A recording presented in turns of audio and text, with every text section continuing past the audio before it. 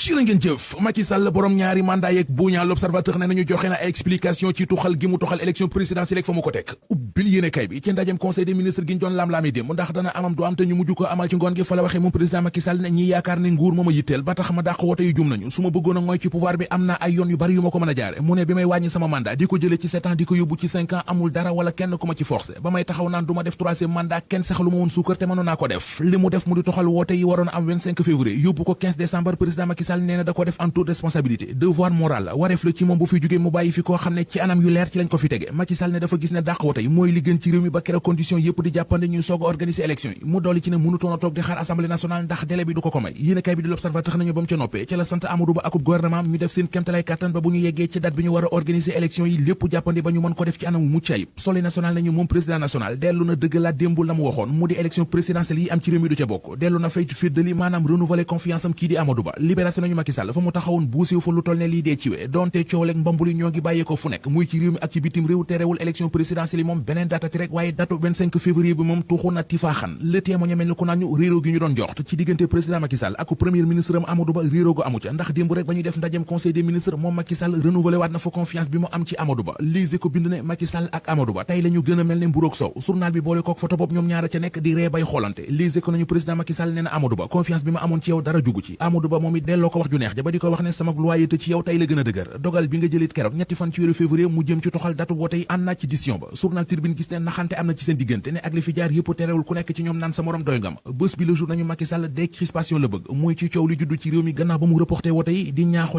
yi ñu defam diggam ak Amadou Ba di ñi ñu tëj ci kaso yi ba ci dialogue bi mu fi junjoon dialogue boobee mu di waxtaan yu bëgg a woote journal L'As moom la xëy ba dañu xamal leen jiit réew mi Macky Sall ubbi na ay yoon ngir ñu toog waxtaani réew mi anki dina kay nañu moo taxit ma ngay manœuvrer lu rëy dina saka nocci ngir dal dënni rawatina ci géopolitique bi engagé wu na ci lépp lu mën a indi jàmm ak dal ci réew mi dialogue bi mu bëgg a woote anki dina kay mi ngi laaj ñan ñoo cay wuj sursoone ko loolooy laaj bi nag ndax candidat yi waroon a bokk ci élection yi donte reporté nañu élection yi taxul ñu tekki seen jaaj nee nañu élection yi dina am ci réew mi ca date ba ñu ko jàpp boo ma waral ñoom candidat yi ñoo ngay wéyal seenub campagne Tribune jëlaat kàddu gi di ñu wax ci xëtamu njëkk ne candidat yi fara ci opposition bi li ñu fas yéene mooy njattanteeg Macky Sall ngir mu dellu gannaaw Vox Populi nañu mer ba futt la ñu def boole ceekit di dànkaaf Thierno Alassane Sall borom République des valeurs di ñu xamal ci xët mu njëkk Vox Populi ne ñi ñu ko séqal seeni pexe yépp mooy seet nu ñuy fexele li ñu bëgg mooy jële fi conseil constitutionnel teg fi cour constitutionnel FC 25 Le Quotidien ne nañu mooy club bu yees bi candidat yi ci opposition bi taxawal ngir taxaw xeex tuxal gi ñu bëgg a tuxal date élection yi kan ci candidat yi taxawal FC 25 di Aliou Mamadou Dia bu PUR mi ngi ñu wax ci xët mu njëkk journal L'Info ne Macky Sall au lieu mu doon gardien de la constitution waaye wan na àdduna bi yépp ne mooy gardien de la confusion Macky Sall nguuram jeex na ay kàddu la yu ñu gis ci xët mu njëkk Walf Quotidien mu di kàddu yu mu jëlee ci xalifa général bu Léona Niassène di Serigne Cheikh Ahmed Tidiane Niass Serigne bi nee na fa soxlaatuñu Macky Sall doyal nañu ci moom sëkk na dem te bañ a yàq avenir am yéenekaay bi nañu moom Serigne bi ñaawlu na it li ñu teg ci kaw groupe Walfadjri mu di licence am bi ñu nangu Serigne Cheikh Ahmed Tidiane Niass xalifa bu Léona Niassène nee na Moussa Bocar Thiam ministre de la communication na delloo waa Walfadjri seenub licence nu mu gën a gaawe lu ko mooy du ko jikk maître Moussa Bocar Thiam ministre de la communication tur bi ko journal yi xëy àndandoo tuddee mooy avocat bi solo robu avocat njuumali Moussa Bocar Thiam l'avocat du monstre éditorial bi mi ngi ci xët mu njëkk Walf Quotidien ci xët mu njëkk Le Quotidien Enquête Témoin Les Échos Sud Quotidien Vox Populi Source A Libération L'As yéenekaay Tribune Direct News journal L'Info Bës Bi Le Jour ak L'Observateur